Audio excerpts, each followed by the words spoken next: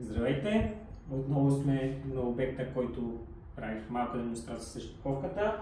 Вече клубовете, които са абсолютни аматьори, никога до сега не са шпакловали, са на втора ръка. Това сме направили за 2 дни след работа с най-добрия материал. Това е материала за втора ръка, Solidin V40, акрилна готова шпакловка на акрилна основа. V10-ката е на ацетатна основа. Това е на акрилна. За аматьори перфектно качество са достигнали. Това е само втора ръка, ще има още една, която качеството ще стане още по-добро и вече съшкуренето ще е идеално. Така че материал и за професионалисти, и за аматьори.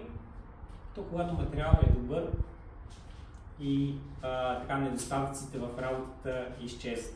Така че ако искате и вие да имате добър материал, BG Ремонт ще съдействаме, ще доставим на добри цени.